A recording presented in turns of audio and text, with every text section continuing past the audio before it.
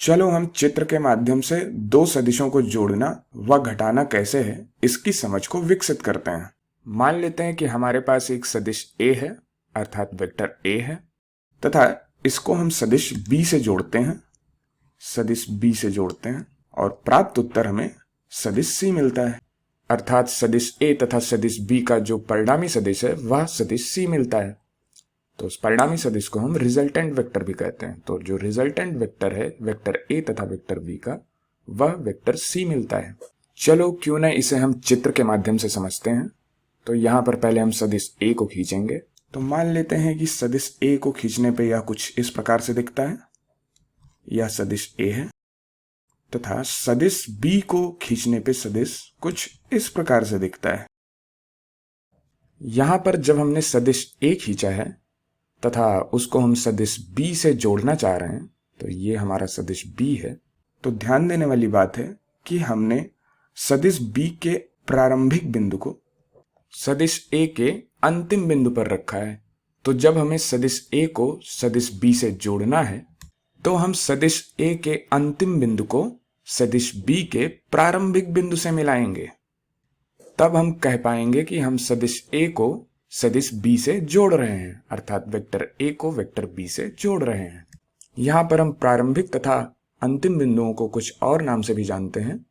तो प्रारंभिक बिंदु अर्थात इनिशियल पॉइंट को हम पूंछ के नाम से भी जानते हैं, जिसे हम टेल कहते हैं, तथा अंतिम बिंदु को हम टर्मिनल पॉइंट को हम हेड भी कहते हैं अर्थात सिरा भी कहते हैं। तो ये सारे नाम हैं। हो सकता है कभी पूंछ बोला जाए, कभी प्रारंभिक बिंदु बोला जाए, या कभी सिरा बोला जाए, या फिर अंतिम बिंदु बोला जाए। तो इन नामों से आपको सहज होना है। अब जब हमने इन सदिशों को जोड़ा है अर्थात सदिश a को सदिश b से जोड़ा है, तो इनका जो रिजल्टेंट वेक्टर है अर्थात परिणामी सदिश है वह सदिश c मिलता है। अतः जब हम सदिश a के प्रारंभिक बिंदु को सदिश b के अंतिम बिंदु से मिलाएंगे तो हमें परिणामी सदिश c मिलेगा अर्थात रिजल्टेंट वेक्टर c मिलेगा। अब यहां पर ध्यान देने वाली बात है कि जब हम सदिशों को जोड़ रहे हैं तो जोड़ते समय इनका क्रम महत्वपूर्ण नहीं है अर्थात हम सदिश b को पहले लिखते तथा सदिश a को बाद में जोड़ते, तब भी हमें जो सदिश मिलता वह सदिश c ही मिलता। चलिए इसको चित्र के माध्यम से समझते हैं। इस दशा में जो चित्र बनेगा वो थोड़ा सा भिन्न बनेगा, जैसा कि यहाँ पे जो चित्र बना है उससे थोड़ा भिन्न बनेगा। तो इसको समझने के लिए पहले यदि हम सदिश b को खींचें तो यहाँ पे हम सदिश b को खींचते हैं। तो आपको पता है कि हम सदिश को विस्थापित कर सकते हैं और सदिश परिवर्तित नहीं होगा यदि उसकी दिशा तथा परिमाण बदल ना रहा हो। इस दशा में हमने ना तो सदिश की दिशा बदली है ना ही परिमाण बदला है, इसलिए यह सदिश b ही होगा। अब हम इस सदिश a को जोड़ना चाह रहे हैं सदिश b से। सदिश a की दिशा कुछ इस दिशा में है तथा इसकी जो लंबाई है वह उसका परिमाण है। तो हम परिमाण और दिशा को बिना बदले यहाँ पे हम सदिश a को खींचते हैं। तो ये सदिश a है हमारा। तो इन दोनों का जब हम रिजल्टेंट वेक्टर देखते हैं अर्थात परिणामी सदिश देखते हैं तो वो हमें c ही मिलता है अर्थात जब हम वेक्टर b का प्रारंभिक बिंदु और वेक्टर a का अंतिम बिंदु देखते हैं और उनको मिलाते हैं तो हमें वेक्टर c मिलता है। अतः जब यहाँ पर हम सदिश a के प्रारंभिक बिंदु से शुरुआत करते हैं तथा a को खींचते हुए सदिश b को हम खींचते हैं और उसके अंतिम बिंदु तक जाते हैं तो हमें यहाँ परिणामी सदिश c मिलता है। इसलिए हम कहते हैं कि सदिश a प्लस सदिश b बराबर सदिश c। तथा जब हम सदिश b के प्रारंभिक बिंदु से शुरुआत करते हैं तथा सदिश b को खींचते हुए सदिश a को खींचते हैं और उसके अंतिम बिंदु तक जाते हैं तो हमें परिणामी सदिश तब भी हमें c ही मिलता है। इसलिए हम कह सकते हैं कि सदिश b तथा सदिश a का जो योग है अर्थात vector b plus vector a है वह भी वेक्टर c के बराबर है। इसलिए सदिश a तथा सदिश b का योग सदिश b तथा सदिश a के योग के बराबर है। अर्थात जब हम सदिशों को जोड़ते हैं तो जोड़ने का क्रम महत्वपूर्ण नहीं है। अब यदि मैं आपसे पूछूं कि सदिश a माइनस सदिश b कैसा दिखेगा, तो चलो इसे हम चित्र के माध्यम से समझते हैं। तो मान लेते हैं हमने यहाँ सदिश a खींचा है तो मान लेते हैं कि यह सदिश A है। चूंकि हम जानते हैं कि जब हम सदिश को विस्थापित करते हैं तो उसकी यदि हमने दिशा और लंबाई को नहीं बदला है तो हमें वही सदिश प्राप्त होता है, अर्थात यह सदिश A है। अब हम सदिश A माइनस सदिश B लिखना चाह रहे हैं, तो मान लेते हैं सदिश D है वह सदिश A माइनस सदिश B के बराबर है।